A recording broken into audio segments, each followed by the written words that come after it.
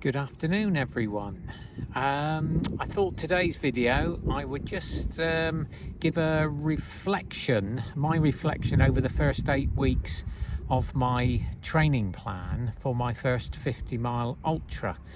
The good and the bad, the negatives and the positives, about following a plan and the things that can get in the way, and the reality of training for an event like this.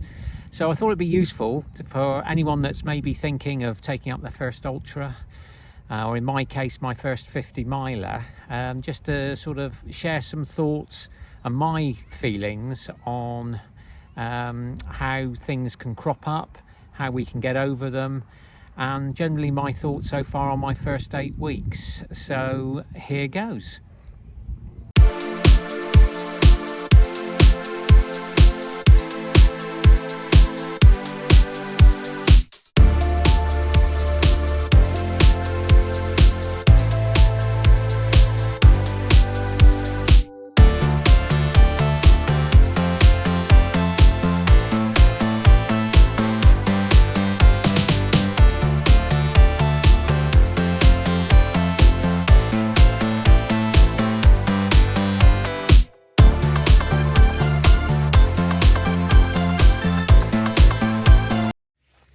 So the first thing I realised sort of straight away was the amount of juggling and flexibility I was going to have following this plan, because at the end of the day, following a plan day by day, as it says, is going to be difficult, no matter who you are, for all sorts of reasons. So I came into this block over a bit of a bad injury to my left ankle, had to take some time off, had to get back into it. So I started coming into week 1 of the block sort of with a loss of fitness, but sort of getting back running. Now I knew straight away that because of the diary, and I'd entered a road race, hilly road race series that were sort of midweek, that this would have an impact on my sessions on a Tuesday. So for the first 6 weeks there was a lot of hill repeat work, generally on a Tuesday, and then again maybe on a Thursday or a Saturday. So I wasn't going to thrash myself doing a hill repeat session with a race the next day. So right from the beginning, I felt like I was having to juggle. So obviously that can have a negative impact on you, but for me, what I looked at was, yes, I might be missing the Tuesday, but I'm doing a hard hilly road race on the Wednesday, and I feel that I would probably still be getting the same benefits, because the South Yorkshire Road series, 4 races, all hills, very hilly sort of road races.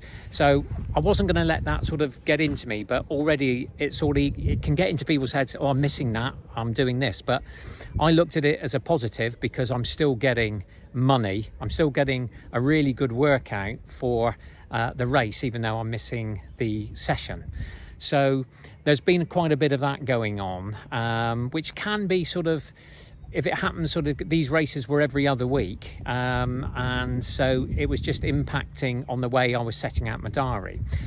Now on top of that, I go to my club runs on a Tuesday night.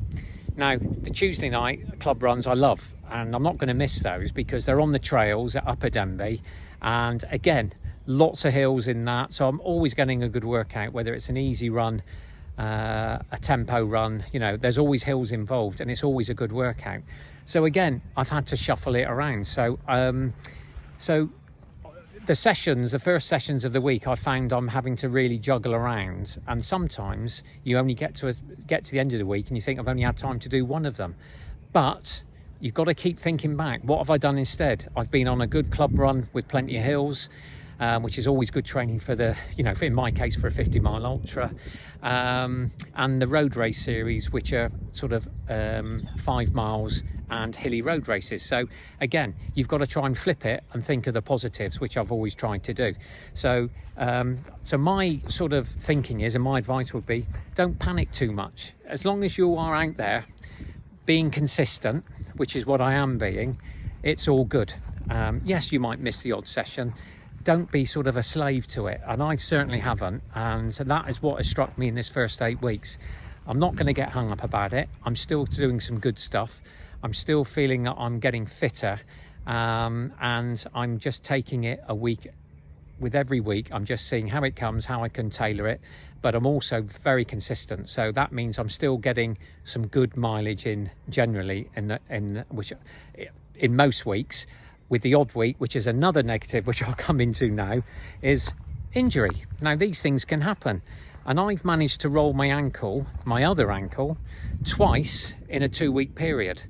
So again, those happened on the long runs, silly really, on long trail runs, and I've done them both on the little road section going over on a curb. So that has also had a bit of a negative impact because I've had to take some time off.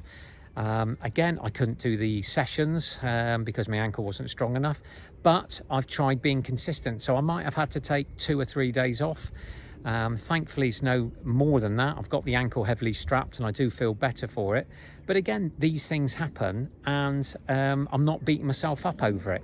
I'm still getting out there. I'm still being consistent. Yes, I might have missed a few sessions, but so what? I'm still getting some mileage in.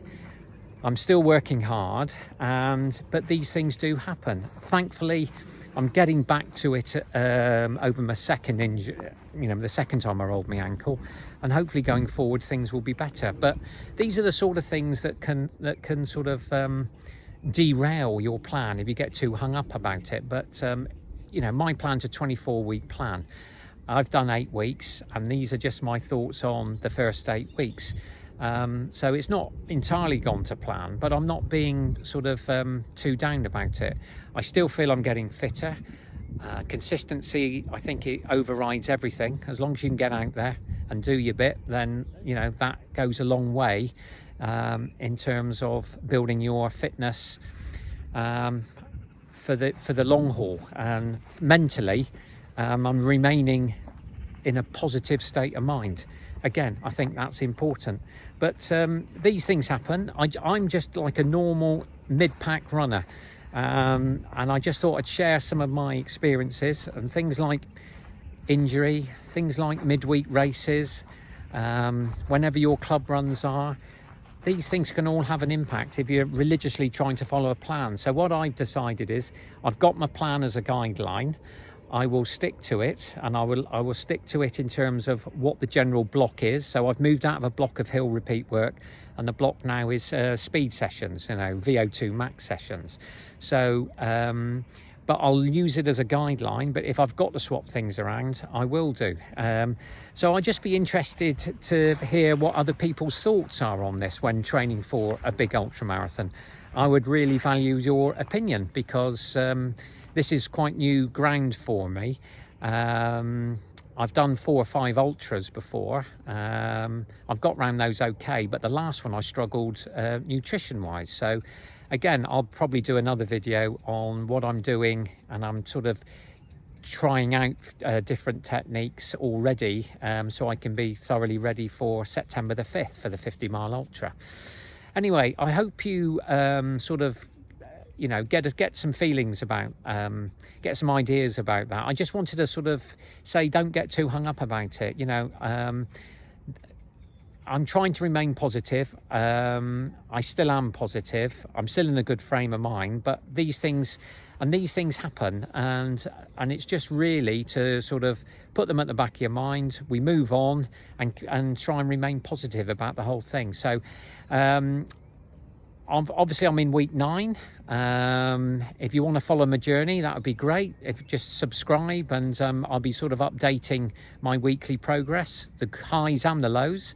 And it's certainly been a mixed bag these first 8 weeks, but overall the mileage has been good. It's having a deload week every now and again is good as well. It allows your body to recover. And me at my age, at 61, and this will be my first 50 mile, I'm just looking after my body and conscious that I'm looking after my body, and recovery is very important. But so join me on my journey. We'll see how we go. I hope you find something I just wanted to sort of just get out there that, don't worry, really, is the end of the thing. These things happen, and plans don't have to be followed religiously, in my view. But anyway, I'll see you again next time. Hope you enjoyed it, and catch up soon.